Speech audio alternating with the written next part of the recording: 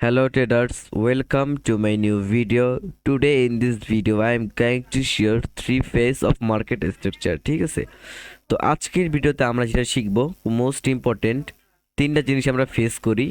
তো এটা হচ্ছে সম্পূর্ণ সাইকোলজিক্যাল অ্যান্ড সম্পূর্ণ লজিক্যাল বিষয় যে ট্রেন্ডে মার্কেটে রিটেলার কি করে অ্যান্ড এখানে অপারেটর কি করে। ঠিক আছে, তো দেন সেকেন্ড যেটা আছে ভলাটাইল মার্কেটে কি হয়, ভলাটাইল মার্কেটের সিম্পল লজিকগুলো জানবো অ্যান্ড সাইড এসে পরে মার্কেটে তো মুভ দেয় কীভাবে এটারও একটা লজিক জানবো। ঠিক আছে, তো প্রতিনিয়ত কিন্তু আমরা তিনটা ফেজ আমরা দেখতে পাই মার্কেটে। একটা হচ্ছে ট্রেন্ডিং মার্কেট, দ্বিতীয় হচ্ছে ভলাটাইল মার্কেট, তৃতীয় হচ্ছে সাইডওয়েজ মার্কেট। তো সিম্পলি এই ট্রেন্ডিং মার্কেটে কি হয়, এই ট্রেন্ডিং মার্কেটে মূলত ট্রেন্ডের যে স্ট্রেংথ, হ্যাঁ সেলিং যে ক্যান্ডেলগুলো খুব পাওয়ারফুল থাকে অ্যান্ড বিগ বিগ ক্যান্ডেল দিয়ে কী হয় মার্কেটে সেল হয়। ঠিক আছে, এটা হচ্ছে ট্রেন্ডিং মার্কেট। তো এটা আমরা হাই টাইপের মধ্যে ধরতে পারি এবং ইন্টারডেতে ধরতে পারি, বিশেষ করে ইন্টারডেতে ধরলে অনেক ইজি হয়ে যায়। তো এই ক্ষেত্রে সেকেন্ড হচ্ছে ভলাটাইল মার্কেট। তো ভলাটাইল মার্কেটে সিম্পলি কী হয়, বায়ার্স অ্যান্ড সেলার্স কনফিউশন থাকে। তো এই কারণে মূলত এত ভলাটাইল হয়ে যায়, মার্কেট কোন দিকে যাবে বুঝতে পারে না। ঠিক আছে, তিন নম্বর হচ্ছে সাইডওয়েজ। সাইডওয়েজের যে লজিক সেটা কি, সেটা হচ্ছে কনফিউশন করা, বায়ার সেলার্স দুইজনেরই কনফিউজ করা। ঠিক আছে, দেন যখন দুজনের ভিতরে সবাইকে কনফিউজ করে সবার লিকুইডিটি নেয়, দেন কী করে মার্কেট হয়তোবা বাইং হয়তোবা সেলিং, যার যার ফেভারে তার ফেভারে যায়। ওকে, তো এবার থ্রি ফেস অফ স্ট্রাকচারের মেইন রিজন জানবো যে এখানে ভলাটাইল হওয়ার রিজনটা কি, সাইডওয়েজ হওয়ার রিজনটা কি। ঠিক আছে, তো মেন রিজন হচ্ছে ট্রেন্ডিং মার্কেটে যখন রিটেলাররা দেখে, রিটেলার বা কোনো গ্যাম্বলার্স দেখে যে ট্রেন্ডিং মার্কেটে মার্কেট খুবই স্ট্রেন্থে সহকারে বড় বড় ক্যান্ডেল দিয়ে মার্কেটে সেল হইতেছে। ঠিক আছে, তো তখন ওরা কি করে, মূলত এইসব পয়েন্টে তো সেল করতে পারে না, হয়তো বা ছোটো ছোটো যে পুল ব্যাক দেয়, এইসব পুল ব্যাকে বা এই সেলিংয়ের মাঝখানে সেল করে।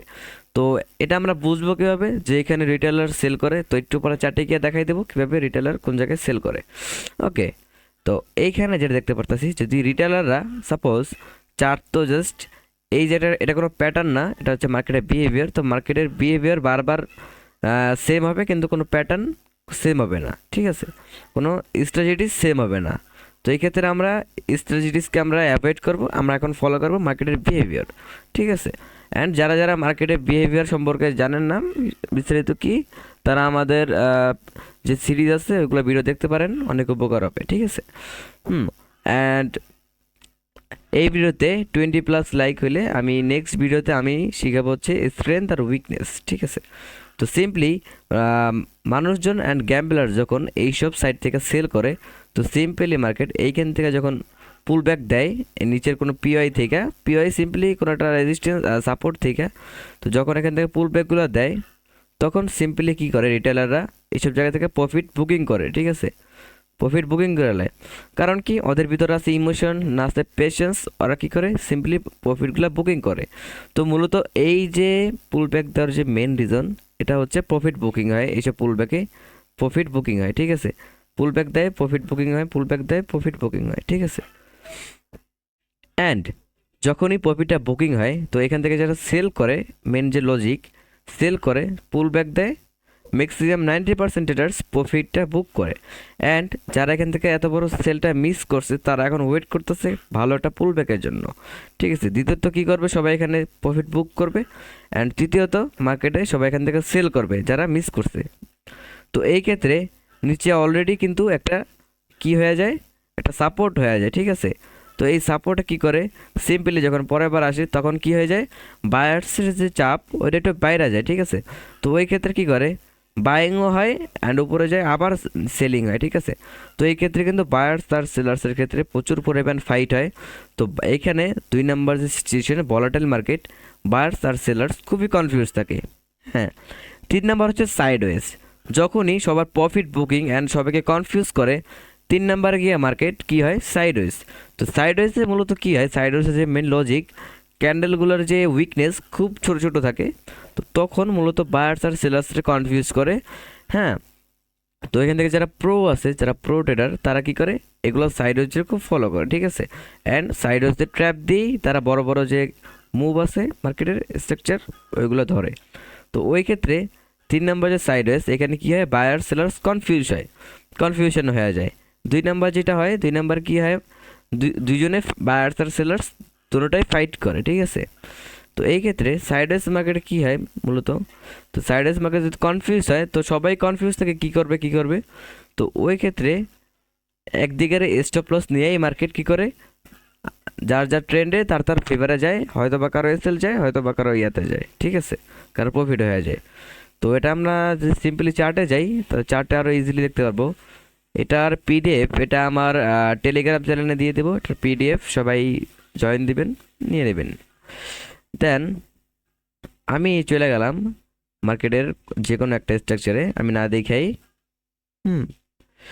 তো ফার্স্ট স্টেপও যেটা আমার উচিত ছিল, যেটা আমরা সবসময় দেখতাম ইন্টারডের ক্ষেত্রে 50 মিনিট টাইম ফ্রেমে আমি যেটা দেখতেছি, যে এই ক্ষেত্রে দেখেন মার্কেট কী হয়েছে, ভালো একটা ট্রেন্ডিং মার্কেটে 15 মিনিটে ভালো পরিমাণ কিন্তু সেল হয়েছে, ঠিক আছে। অ্যান্ড এই যে সেলের যে স্ট্রেংথ, এটা কিন্তু খুব হাই লেভেলের স্ট্রেংথ, খুব পাওয়ারফুল, হ্যাঁ, উইকনেসটা খুব কম। তো ওই ক্ষেত্রে দেখেন কী হয়েছে মার্কেটে, এই ক্ষেত্রে মার্কেট সেল হয়েছে, দেন একটা টাইমে কী হয়েছে, মার্কেট উপরে গেছে, সবাই কী করছে, প্রফিট বুকিং করছে। তো ফার্স্টে আমাদের ওই যে প্যাটার্ন অনুযায়ী, প্যাটার্ন না, ওই যে মার্কেটের বিহেভিয়ার অনুযায়ী, তো সিম্পলি কী হয়েছে, সেল হয়েছে, সেল হওয়ার পর মার্কেট পুল ব্যাক দিয়ে কী করছে, মার্কেট সবার প্রফিটটা বুক করাইছে। যারা এইসব পয়েন্ট থেকে সেল করছে, যারা এখান থেকে সেল করছে, তাদের প্রফিটগুলো বুক করাইছে মার্কেট, মূলত এটাই হচ্ছে মেন রিজন, আর কোনো রিজন নাই। তো দেন কী করে, প্রফিট যখন সবার বুক করা হয়ে যায়, দেন হচ্ছে মার্কেট একদম সাইড হয়ে যায়, সিম্পলি এরকম সাইড ওয়েজগুলো হবে এরকম, ঠিক আছে, সিম্পলি। তো যখন সাইড হয়ে যায় তো সবাই কনফিউজ থাকে। তো দেখেন এখান থেকে যারাই সেলের ট্রেড খুঁজতেছে, মার্কেট দ্বিতীয়বার আইসা কিন্তু ওদের স্টপ লস মার্কেট নিয়ে নিছে, ঠিক আছে, নিয়েই কিন্তু মার্কেট তার ফেভারে গেছে, এই যে সেলিং, এরা কিন্তু গুড একটা সেল হয়েছে। ওকে, তো এটা হচ্ছে ফার্স্ট এক্সাম্পলটাগুলো এই সিম্পলি এইভাবে হবে। অ্যান্ড 3 নাম্বার আমি আরেকটু প্র্যাকটিস করাই, যেটার মধ্যে আমার একটু ভালো হবে।